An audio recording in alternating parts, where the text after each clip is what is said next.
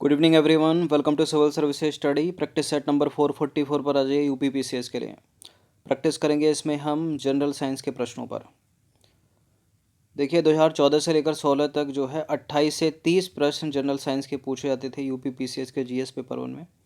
पिछले 3 वर्षों में जो है इनकी संख्या कुछ कम हुई है। ठीक है, 18 से 23 तक या 22 तक जो है अभी भी पूछे जाते हैं, तो इम्पोर्टेंट है। चलिए स्टार्ट करते हैं। तो क्वेश्चन नंबर 1 का आंसर करिए। तो पेडोलॉजी निम्नलिखित में से किसका वैज्ञानिक अध्ययन है? जंतु जीवाश्म का, शैवाल का, मिट्टी का, बीज का। पेडोलॉजी, देखिए पेडोलॉजी जो है मिट्टी का अध्ययन है। ऑप्शन नंबर सी, मृदा। तो पेडोलॉजी के अंतर्गत जो है मृदा निर्माण, मृदा के प्रकार इत्यादि का अध्ययन किया जाता है। जेरोंटोलॉजी निम्नलिखित में से किसके अध्ययन से संबंधित है? वन वर्ड सब्स्टिट्यूशन भी पूछे जाते हैं इससे रिलेटेड एसएससी में। जेरोंटोलॉजी, वृद्ध। तो जेरोंटोलॉजी जो है जीव विज्ञान की एक शाखा है जिसका संबंध है वृद्ध व्यक्तियों से। ठीक है, वृद्धावस्था में मांसपेशियां शिथिल हो जाती हैं तथा शरीर के अंग भी युवा अवस्था की तरह कार्य नहीं कर पाते। क्वेश्चन नंबर 3 पर आ जाइए। लेक्सिकोग्राफी का संबंध है किससे? है लेक्सिकोग्राफी का संबंध इनमें से शब्दकोश के संयोजन से। Option number B. तो लेक्सिकोग्राफी का संबंध जो है किसी भाषा के शब्दकोश की डिज़ाइन, संयोजन और मूल्यांकन से है। नंबर 4 पर आ जाइए। विकासवाद का सिद्धांत किसने प्रतिपादित किया था? स्पेंसर, डार्विन, वॉसेल, हक्सले। Darwin, Charles Darwin. तो चार्ल्स डार्विन का मत था कि प्रकृति क्रमिक परिवर्तन द्वारा अपना विकास करती है और विकासवाद कहलाने वाला यही सिद्धांत आधुनिक जीव विज्ञान की नींव बना। अगर आपने 10th में आपके पास रही होगी बायोलॉजी तो आपने पढ़ा होगा चार्ल्स डार्विन के बारे में, लैमार्क के बारे में, ह्वागो डिब्रिज के बारे में।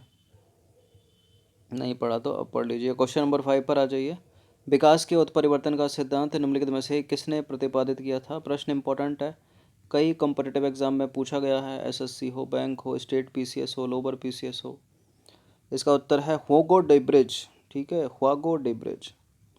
तो विकास के उत्परिवर्तन, उत्परिवर्तन को इंग्लिश में बोलते हैं म्यूटेशन सिद्धांत, म्यूटेशन थ्योरी। ठीक है, ठीक है, को पोलैंड के पादप शास्त्री यानी बॉटनिस्ट ह्वागो डिब्रिज ने दिया था। निम्नलिखित में से सबसे बड़ा स्तनधारी कौन सा है? इनमें से सबसे बड़ा स्तनधारी अफ्रीकी हाथी, दरियाई घोड़ा, ध्रुवीय भालू से कहीं बड़ी है नील व्हेल। ठीक है, व्हेल मछली। ये तो बेसिक सा प्रश्न है। ठीक है, तो ब्लू व्हेल जो है पृथ्वी पर पाया जाने वाला सबसे बड़ा स्तनधारी यानी मैमल है, जिसकी लंबाई 33 मीटर से भी अधिक, तो इसका वजन 180 मीट्रिक टन से भी अधिक हो सकता है। क्वेश्चन नंबर 7 पर आ जाइए। निम्नलिखित में से कौन सा प्राणी अपनी आंत में जल का संग्रह कर लेता है? अपनी आंत में जल का संग्रह तो ऊँट ही करता है। ठीक है, जल का भी करता है, भोजन का भी करता है।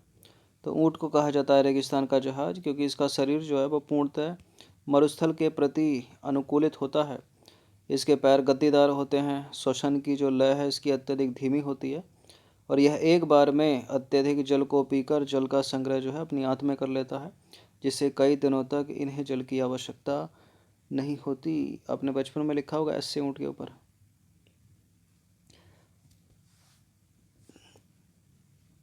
चलिए क्वेश्चन नंबर 8 पर आ जाइए। सर्पों की विष ग्रंथियाँ किसकी समांग हैं? किसकी समांग हैं? मछली के विद्युत अंग, रेम मछली के दंश, स्तनधारियों की वसा ग्रंथियां या कशेरुक प्राणियों की लार ग्रंथियों के? कशेरुक ग्रंथि की लार ग्रंथियों के, कशेरुकी प्राणियों की लार ग्रंथियों के। कशेरुकी को बोलते हैं इंग्लिश में वर्टिब्रेट। तो सर्पों की विष ग्रंथियां जो हैं कशेरुकी प्राणियों की लार ग्रंथियों यानी सेलेवरी ग्लैंड्स के समांग होती हैं। सेलाइवा को बोलते हैं लार, और सांप का विष वास्तव में उसकी लार का ही परिष्कृत रूप है। निम्नलिखित में से कौन सा तना है? तना कौन है इसमें? देखिए तना है इसमें, देखिए गाजर, मूली हो गया, ठीक है, सलजम हो गया, शकरकंद हो गया, ये जड़ें हैं। ठीक है, और अदरक हो गया, आलू हो गया, ये तने का रूपांतरण है। तो गन्ना हो गया, आलू हो गया, अदरक हो गया, तने के रूपांतरण है और इनका संग्रह जो है, संग्रह अंग तना है, ठीक है, स्टेम है। जबकि गाजर, मूली, सलजम और शकरकंद जो है ये जड़ें हैं। क्वेश्चन नंबर 10 पर आ जाइए। निम्नलिखित में से कौन सा एक कवकों और उच्चतर पादपों की जड़ों के बीच उपयोगी प्रकार्यक साहचर्य है? कौन सा है? कवक मूल, ऑप्शन नंबर डी। तो कवक मूल जो है कवकों तथा उच्चतर पादपों की जड़ों के मध्य उपयोगी प्रकार साहचर्य है, ठीक है, जिससे वे एक दूसरे से लाभान्वित होते रहते हैं। इसमें कवक मृदा से खनिज लवण तथा जल को सोखकर उच्च स्तरीय पादपों को पहुंचाता है, जबकि उच्च स्तरीय पौधा बदले में भोज्य पदार्थ तैयार करके कवकों को उपलब्ध कराता है। कवक यानी फंगस, फफूंद। क्वेश्चन नंबर 11 पर आ जाइए। पौधे के कौन से भाग से हल्दी प्राप्त की जाती है?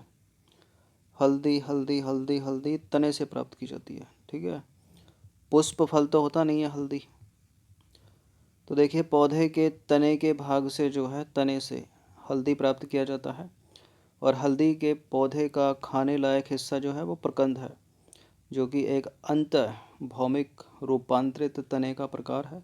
हल्दी की उत्पत्ति जो है वो उष्णकटिबंधीय दक्षिण एशिया, ठीक है, जो उत्पत्ति स्थल है वही है उष्णकटिबंधीय दक्षिण एशिया। और हल्दी का उपयोग औषधि के रूप में, ठीक है, मसाले तथा रंग कारक इत्यादि के रूप में किया जाता है।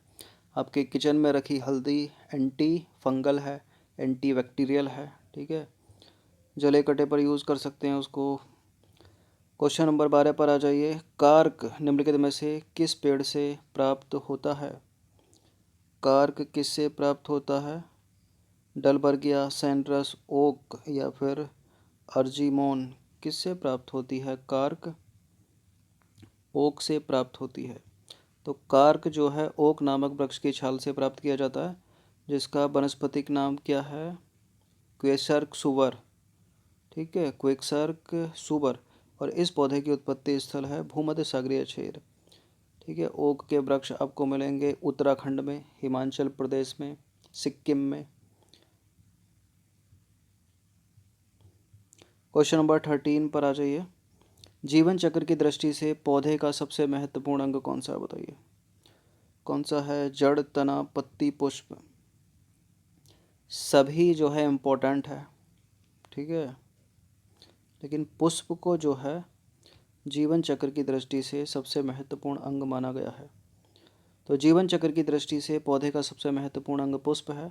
यह पौधे के प्रजनन में सहायक होता है इसलिए, ठीक है। पुमंग, जायांग, ये सब इसी में होते हैं।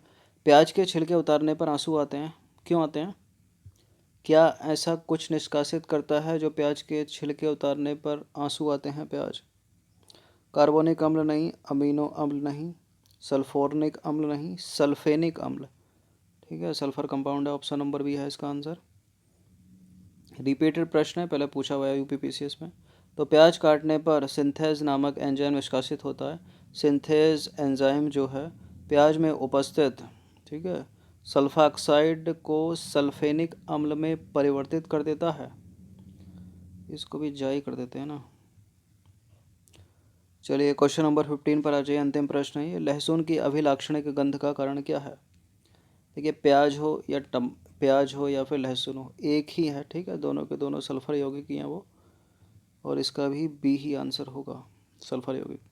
तो लहसुन की अभिलाक्षणिक गंध जो है वो सल्फर यौगिक है, ठीक है। इसके अलावा प्याज, सरसों के तेल आदि में भी सल्फर पाया जाता है, सल्फर।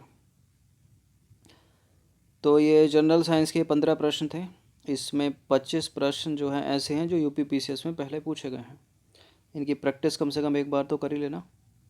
बाकी प्लेलिस्ट बना रखी है इस पूरी की पूरी टेस्ट सीरीज़ की, उनका लाभ उठाते रहिए। वहाँ पर आप टेस्ट नंबर 1 से लेकर इस टेस्ट तक पहुँच सकते हो। डिस्क्रिप्शन बॉक्स में लिंक है, टेलीग्राम चैनल से जुड़ जाइएगा ज़रूर, उसका लिंक भी, ठीक है, डिस्क्रिप्शन में ही है। बाकी यूपीएससी सीसेट की टेस्ट सीरीज चल रही है, हर दिन 10 टेस्ट उसके हो गए हैं, उनका लाभ उठाते रहिए, ठीक है। 33% चाहिए पास होने के लिए, वरना जीएस पेपर 1 की कॉपी चेक नहीं होगी। चलिए